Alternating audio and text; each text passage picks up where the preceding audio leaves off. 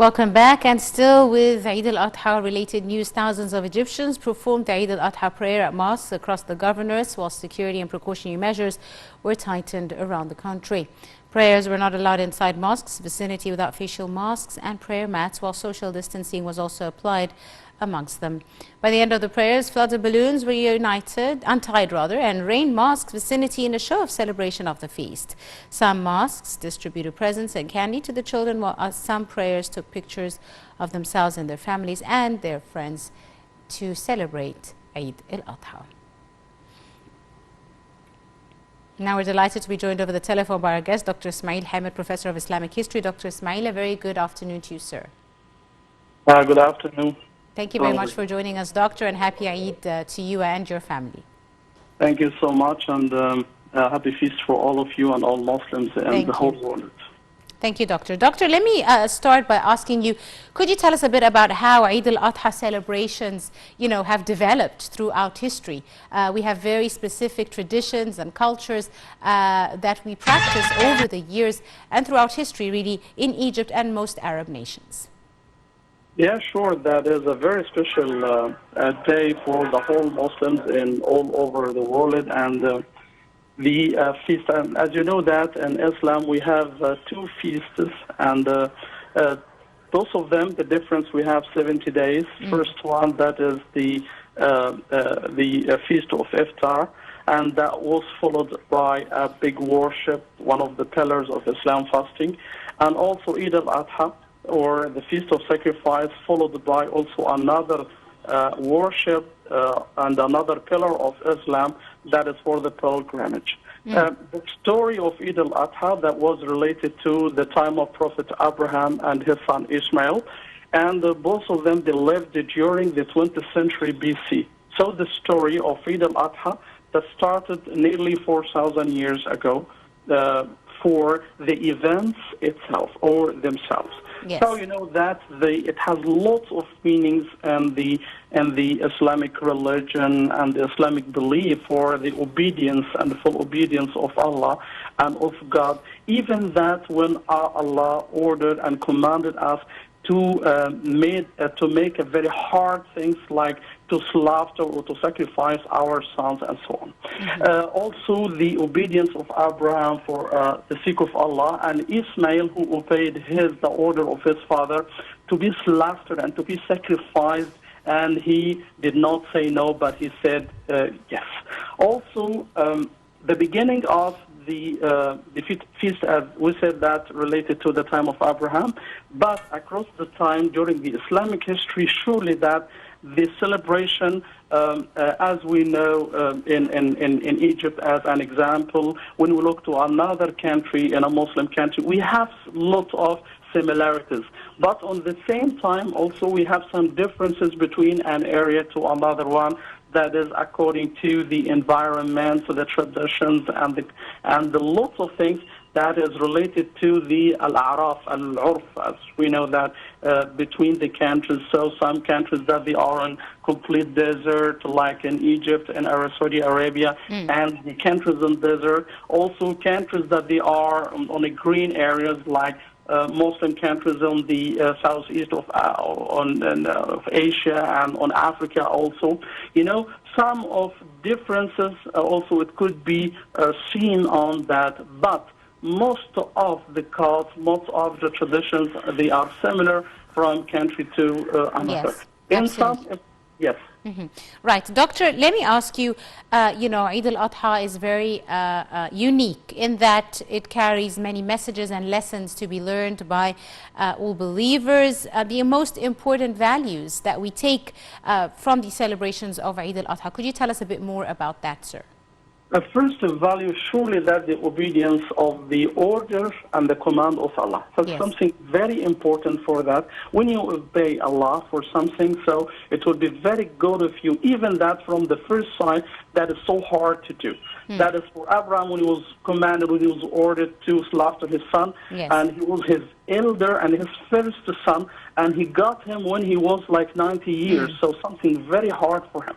On the same time, there is another value for the charity of the society, because we have a sacrifice. Muslim, he made sacrifice for the sake of Allah, and also to give the meat of the sacrifice to the poor people.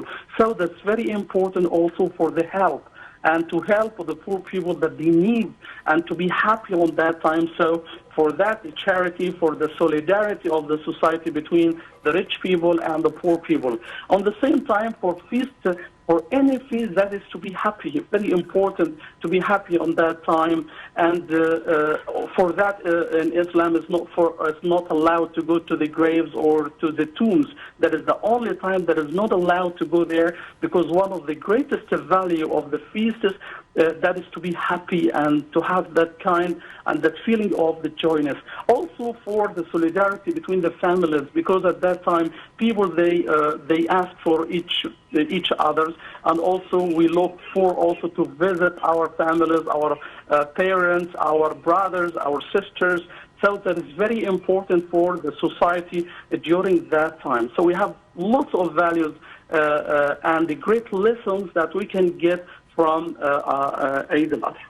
Absolutely right. Dr. Ismail, now, how do you see, Eid being a good opportunity for families to get together, to reunite, to see each other, as well as a sort of return to peaceful social relations, especially after, social media has really kept people busy and further apart? Yeah, sure. I think for that is that is to remind us that social media, it's not, or that kind of links by the social media, it's not enough. That is to ask for our brothers, for our parents, and for the rest of the family, not just by sending messages and so on by the social media. No, it's not enough in Islam. But that feast, that is to oblige us to go there, to be with them, to get food with them, and to invite also them to come to your house. So that is very important also to abandon some of bad traditions that we have in modern technology, that they put us on such image, but it's not, I think it's not the good image, it's not the best one. So I think for Eid al-Adha, I think to remind us to be back with our originality and to the original tradition that we have, and to ask for our family by visiting them, really, not just by sending them messages, as I said before. Right. Dr. Ismail, let me ask you, lots of charitable practices also happen during Eid al-Adha. We see lots of people distributing, meat and presents and gifts and candies to kids, etc. Tell us a bit about, the importance of charitable acts during Eid al-Adha and where they originate from. That is very necessary, very important, that is to have these charitable acts, and also to distribute the meat of the sacrifice, that the people, that they can do that, and to send that to the poor people. That is very important for the society. Surely that societies, they have poor people and rich people. So in case that rich people, they don't have opportunity to show their generosity and to show also their help for the poor people, it would be a very tough problem for the whole society, because poor people, they are not satisfied of this, and they have very bad feelings of that, and it is a kind of risk and danger for any society. So for that, Islam order for that, that is for the sacrifice, also for the value of obedience, for the sake of Allah, and also for the charity, and to help the poor people, and to tell the poor people that you are in our mind. We don't forget you at that time. So also, it's not only an Eid al-Fitr, on Eid al-Adha or Eid al-Fitr or the feast, but it should be on the whole year, as it's possible for anyone who is capable to help a poor one. But that value is very strong, shown for us, a very good scene during that time of Eid al-Adha, because we have a sacrifice, and we should distribute at least 1/3 of the meat of sacrifice, okay, for the poor people at that time. So the poor people at that time, they will feel that they are very rich people. So they have enough meat that is very, as you know, that for the price is very expensive now and so on.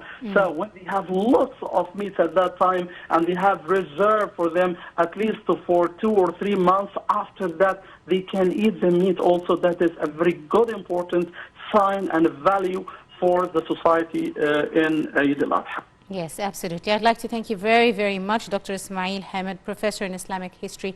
Thank you so much, sir, for your time and your insight and for joining us on today's edition of Cairo Local Time. Ladies and gentlemen, another short break and we'll be right back for more. Do stay tuned.